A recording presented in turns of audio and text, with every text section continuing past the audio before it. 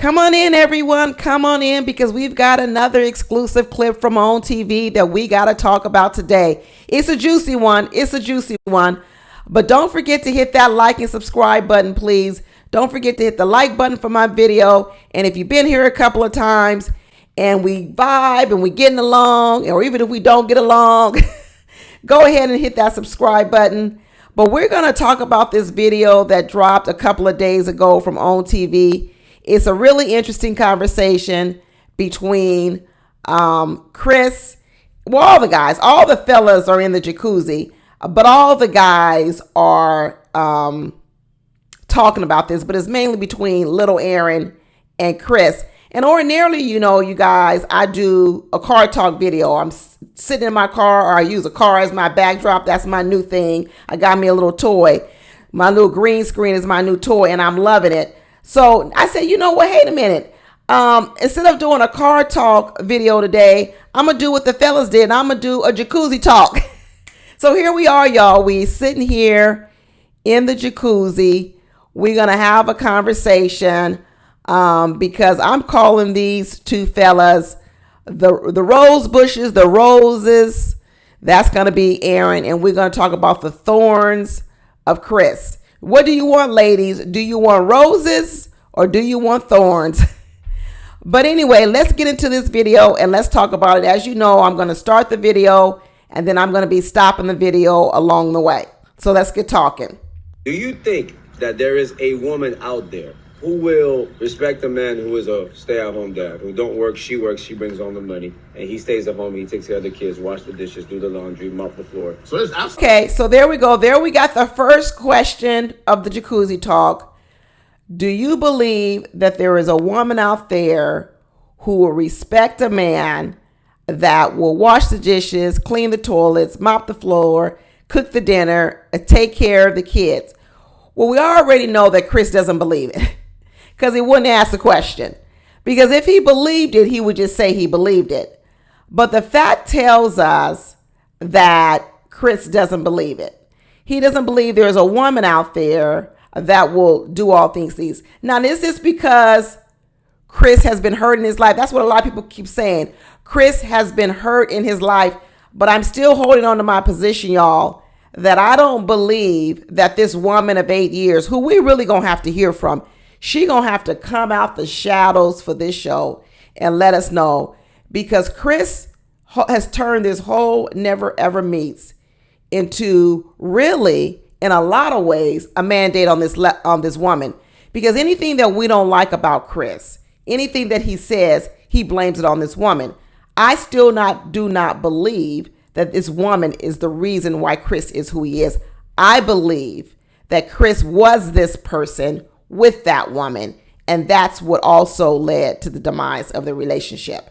But anyway, let's go ahead and hear what little Aaron has to say about what happened. Absolutely, women like that.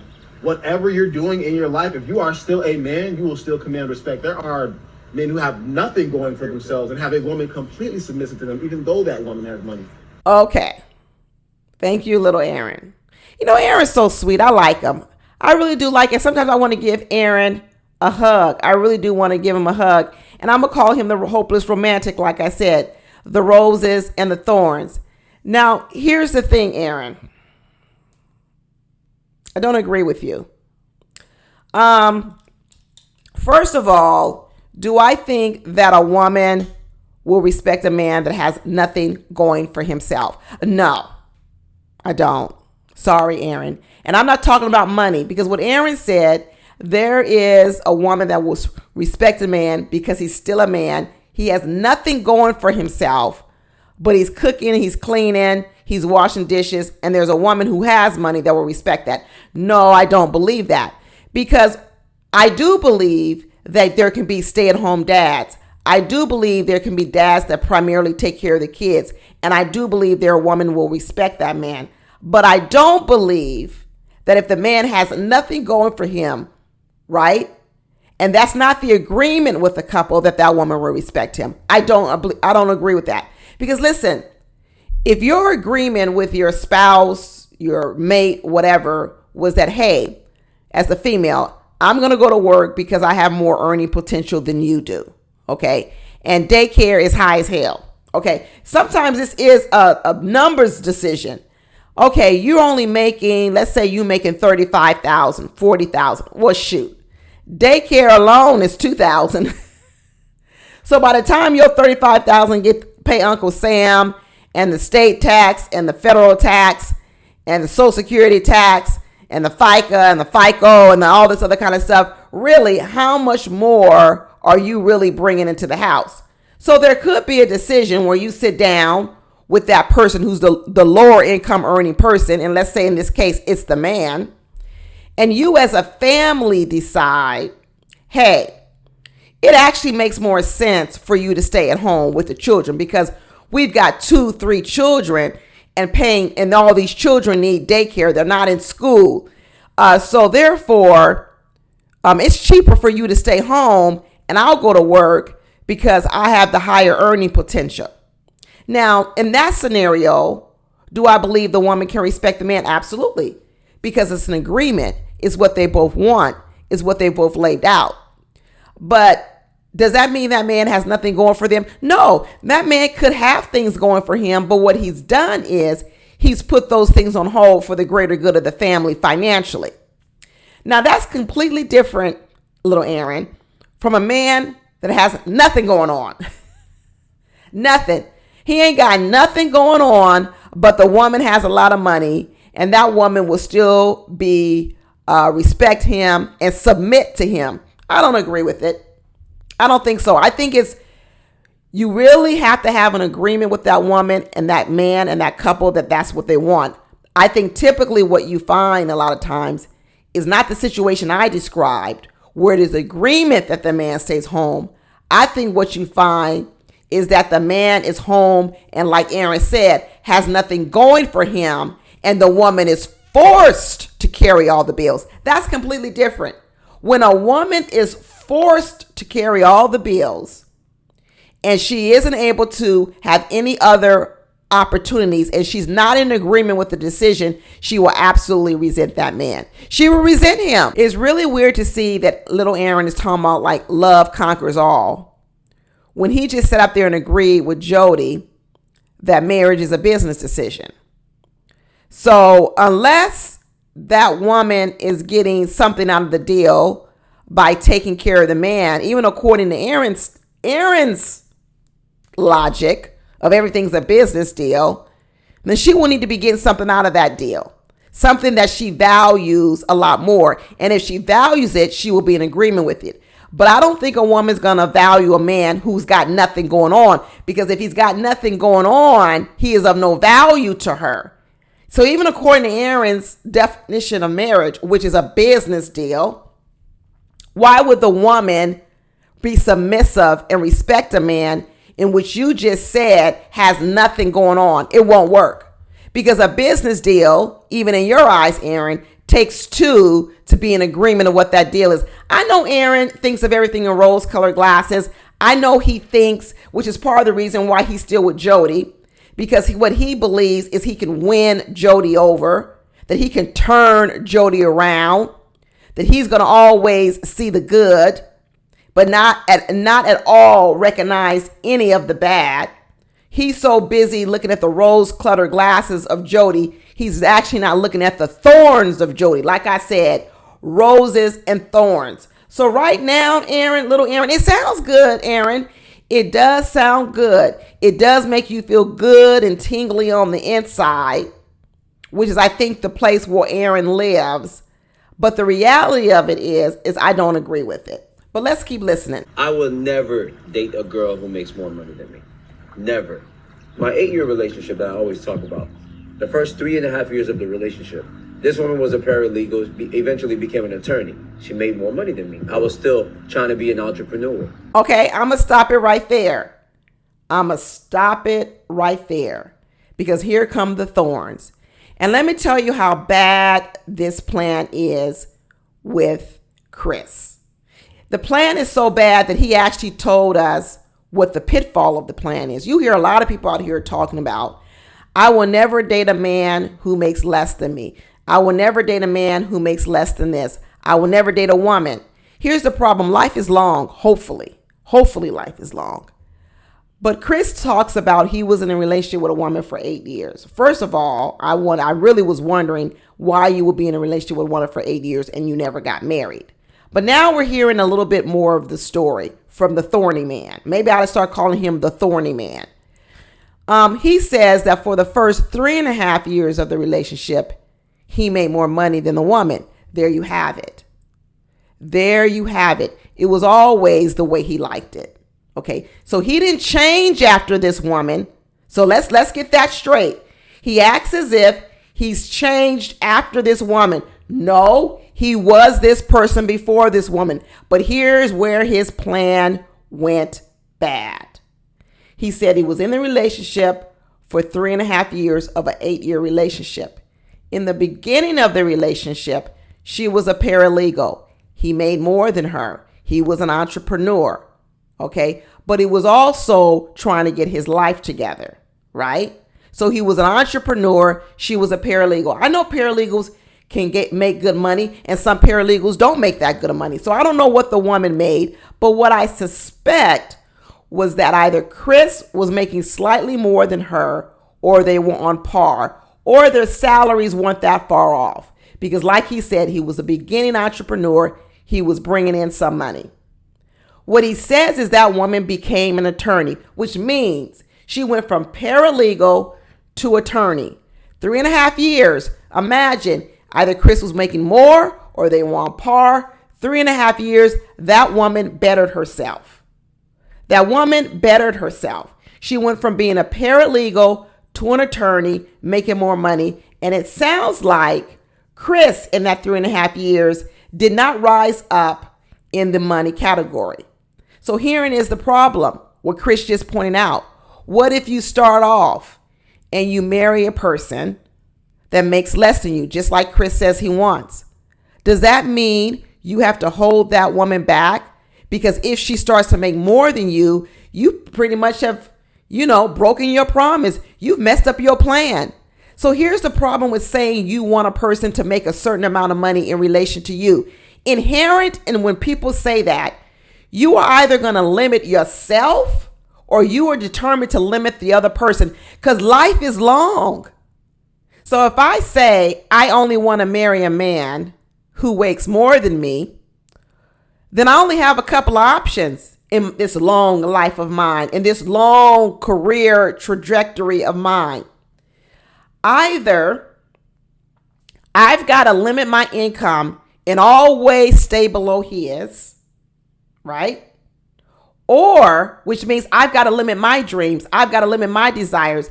I've got to limit my potential of what I could go out in the world and do. Because remember, if I start running too fast or start making too much money, all of a sudden now I'm going to have the very thing I just said I didn't want to have.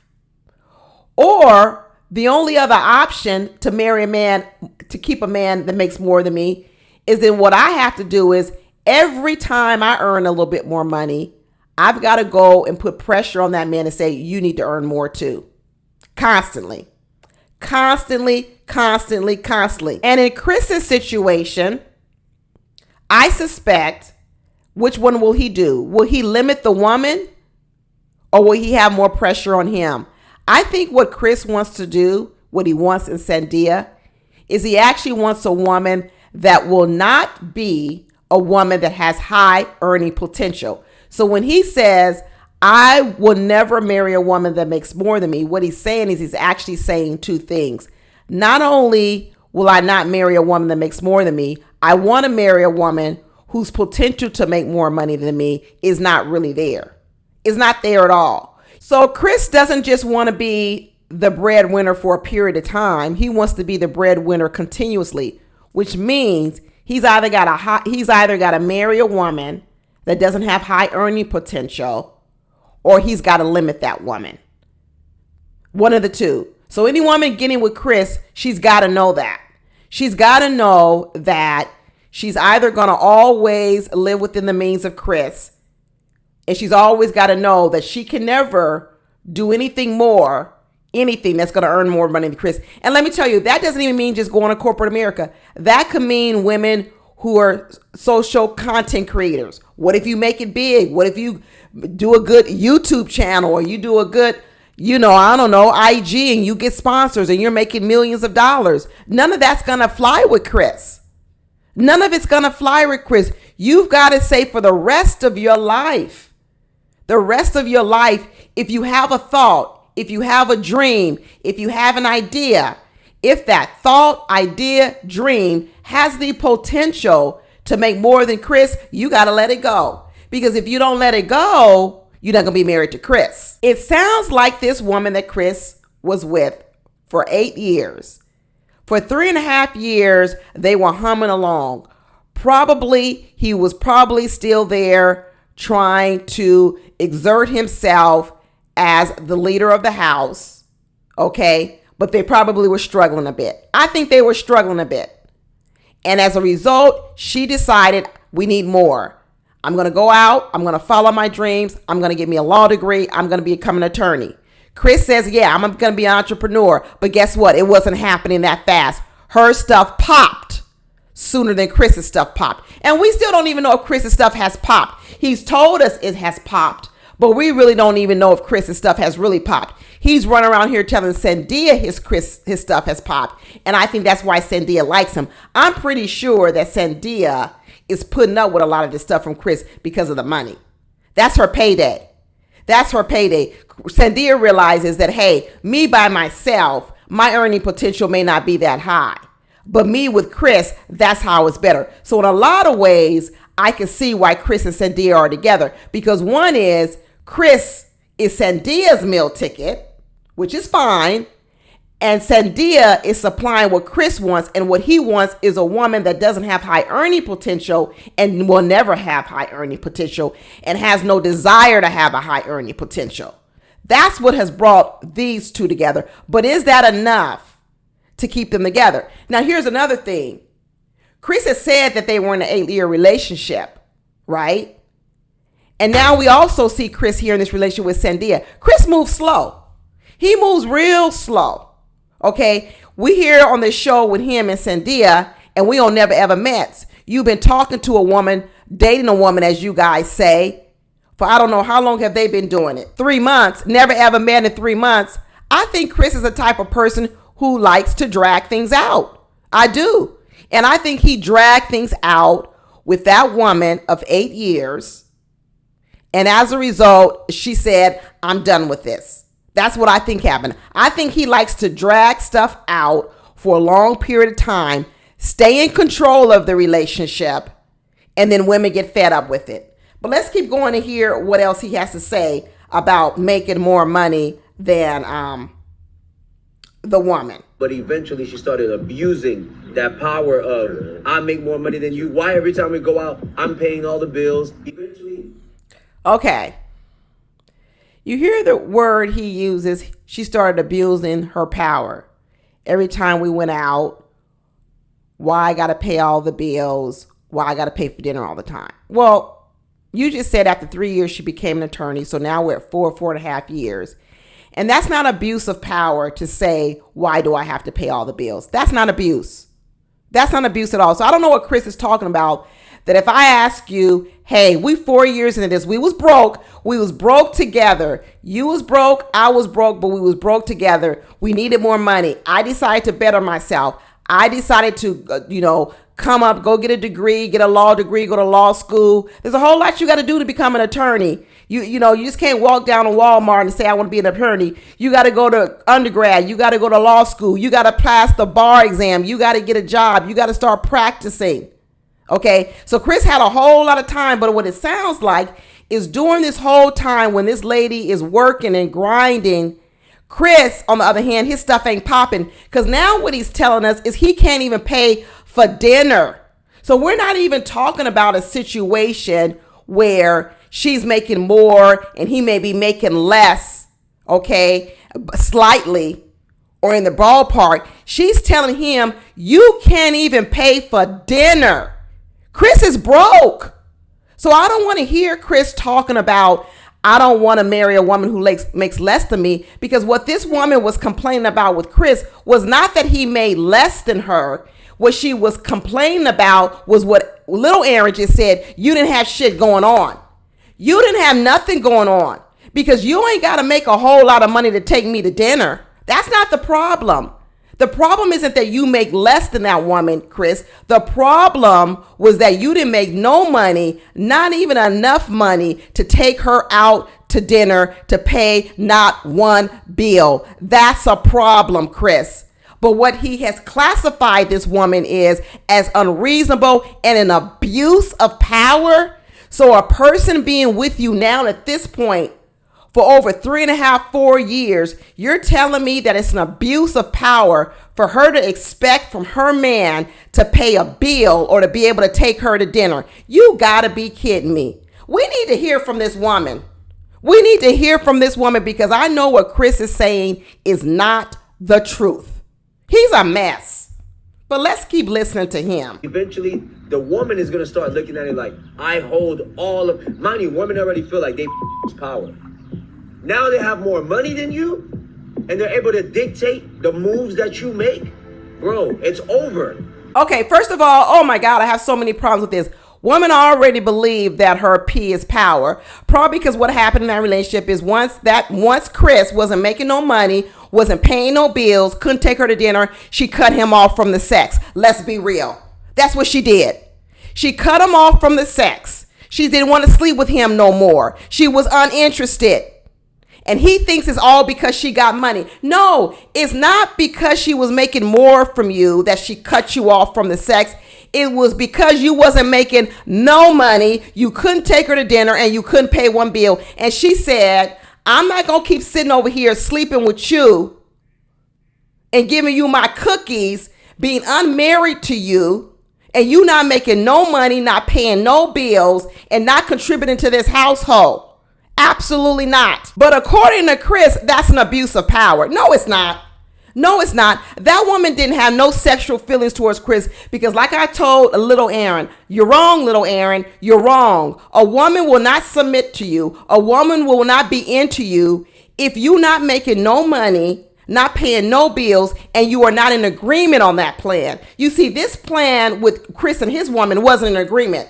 There was no agreement from this woman to say, yeah, Chris, you can sit around and do nothing and pay no bills. That was never an agreement. Therefore, he had no respect. He's absolutely right. He had no respect and he had no submission. So he just proved Aaron's point wrong. But the point that he's proven wrong is because there was no agreement over it. This woman was forced to do these things because Chris was broke and he was not making no money. That's completely different. And that is not an abuse of power. It is that woman standing up for herself, which she should. Chris talking about she can start dictating the moves you make. How does she dictate the moves you make? She's not dictating your moves. I'm going to tell you what happened. He wanted to make moves in his entrepreneurial world, but he had no money. So what he decided to do was he decided to go to the woman who had the money and say, we need your money to make the moves I want to make. Boy, Chris, get the hell out of here. Because no woman can dictate the moves you make with your money and you ain't even married to her. You weren't married to her. You was living up underneath her. She can't dictate the moves you make with your money because if she could dictate the moves she makes with your money, she would have dictated you pay some of these bills and you take her to dinner. But obviously she couldn't dictate. What she could dictate was she wasn't going to give you her money so you could make more bad moves in the entrepreneurial world. Chris said women make bad decisions. Guess what? He was making a whole lot of them in the entrepreneurial world. I know he was. I know Chris was losing a lot of money. Maybe he was making money, but the faster he made the money was going out the door. He could have been making money, but he wasn't making no profit. He could have been bringing in cash, but as soon as it brought it in, it went out the door because guess what he was probably doing? Making bad decisions, just like he said women do.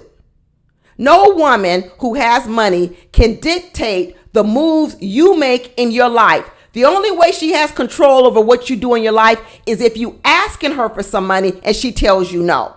That's what Chris is talking about. Chris really loves to twist a story. He loves to twist a story that a woman, because she was an attorney, had moves, was controlling him and dictating his life. How the hell does that happen? That doesn't happen. That only happens because he was asking her for some money because she had the money. He wanted her to bankroll his entrepreneurial life, his whole life. He wasn't married to her, okay, at all. Hadn't put no ring on it, hadn't done nothing. And now he's saying she's controlling him. She's not controlling him. He's delusional. Let's keep going. There is no respect. With no respect, there is no love. That's how I look at it. He's saying where there's no respect, there's no love. He's right about that.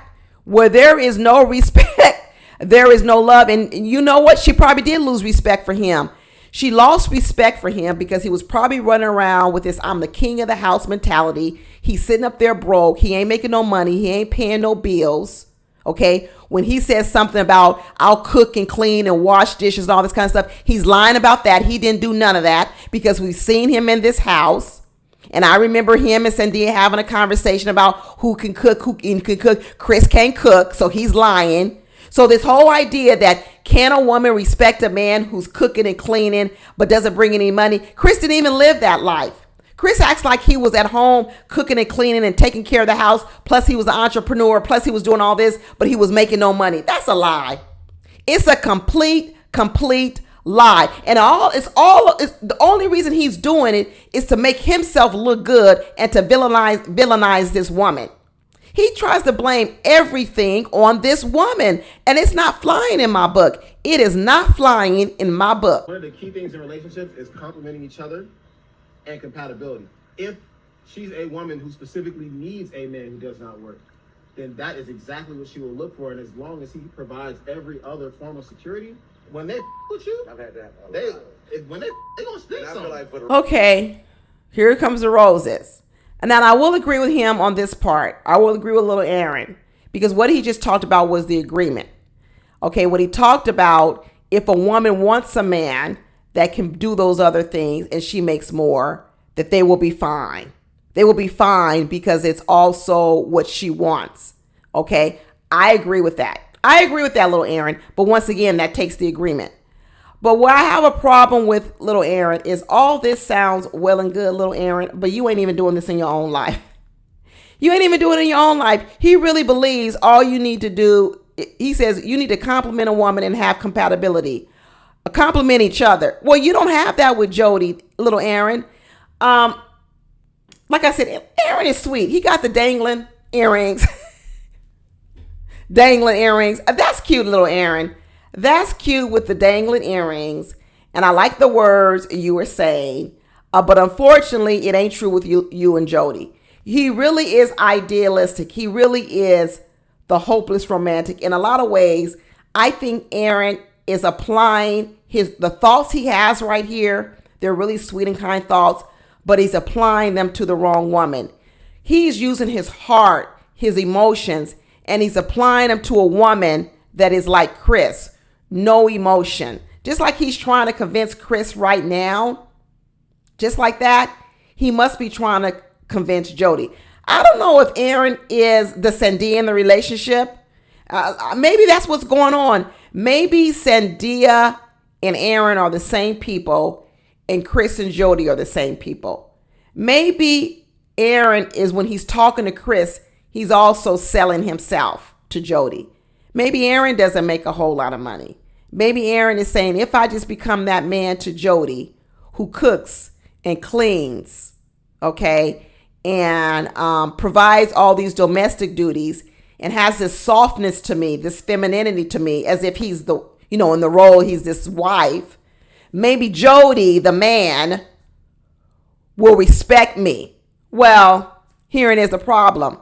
That is the problem. Because is that what Jody wants? Does Jody want that in a man, Aaron?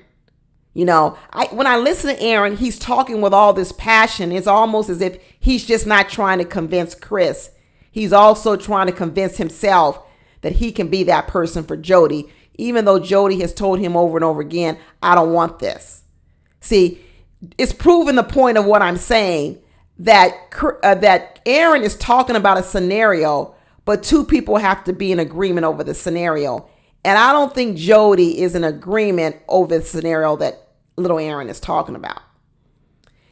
That's fine, little Aaron, that there is a woman who will want you. That's fine, but you need to go find her because Jody ain't it.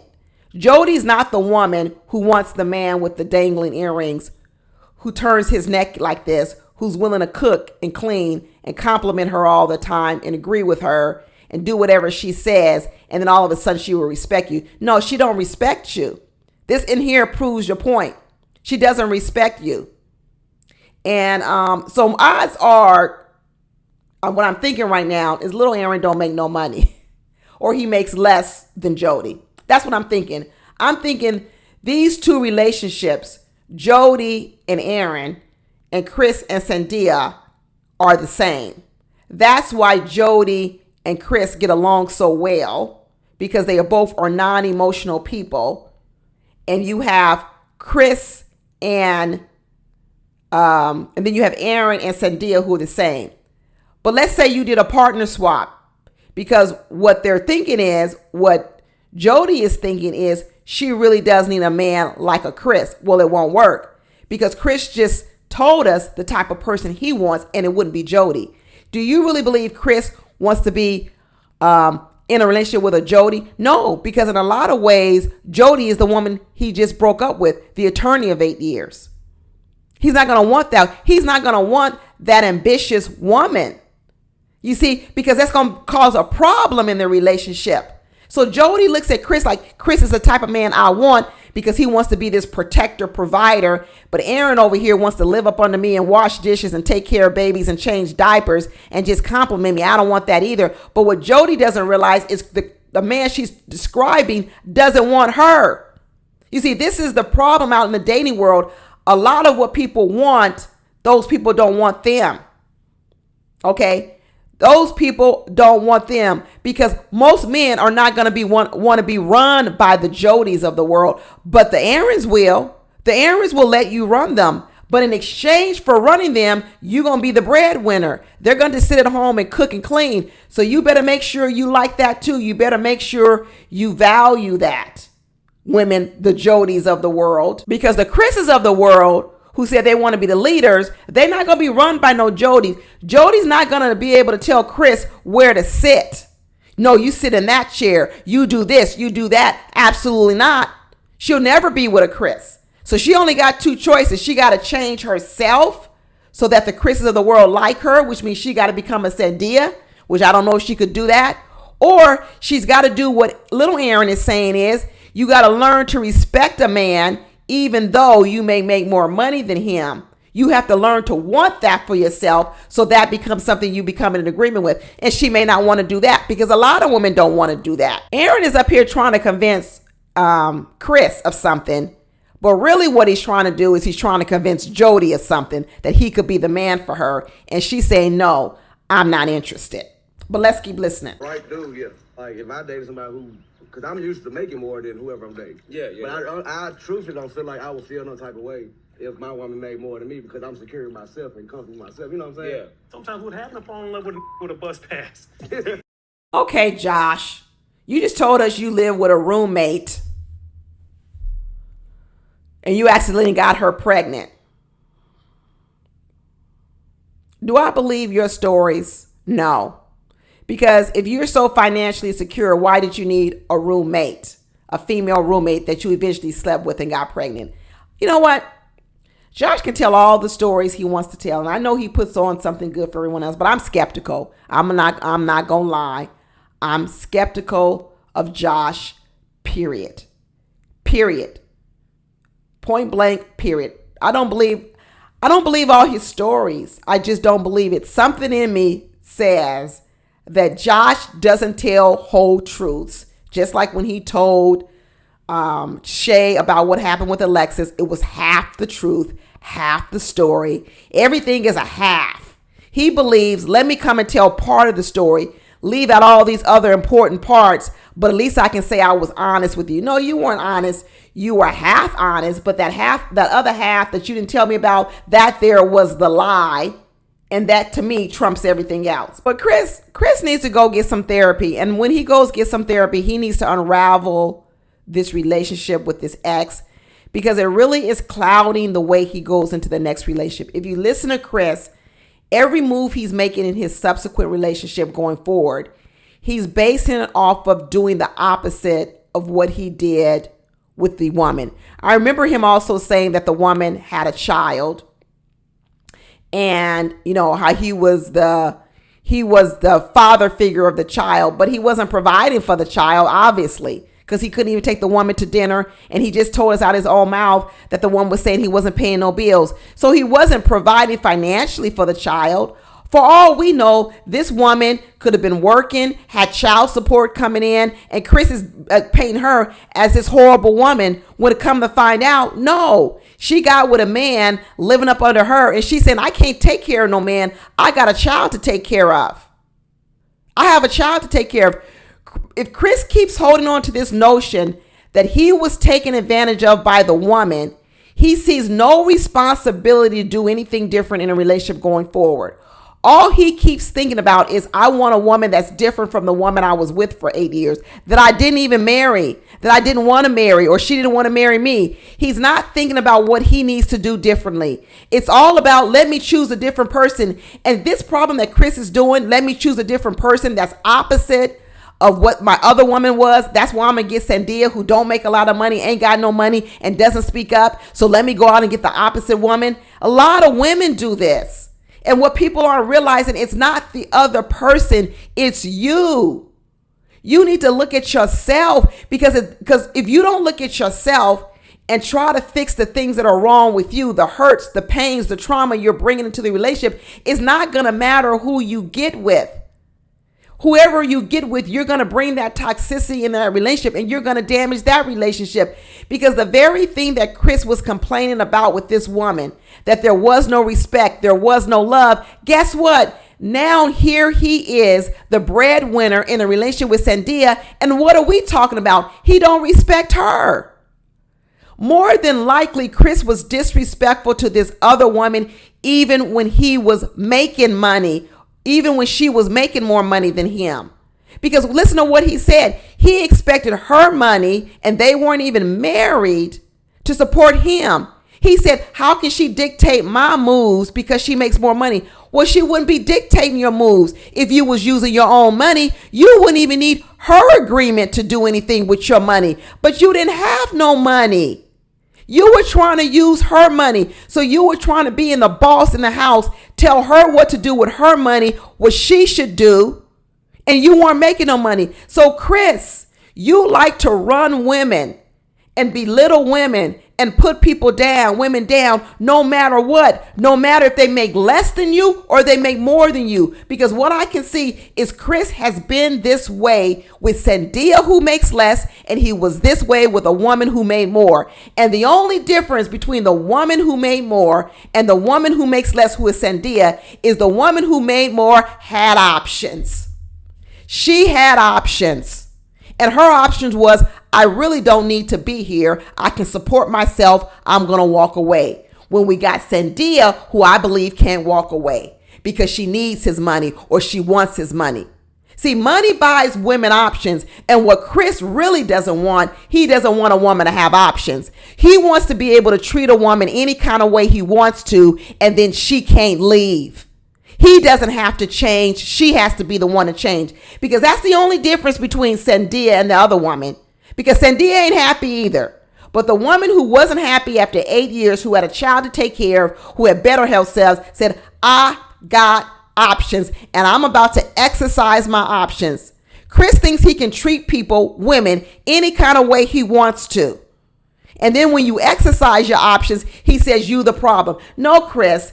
These women aren't the problem, Chris. You're the problem. And you need to go to therapy to get with it, because if you don't go to therapy and get with it, you're going to ruin another relationship.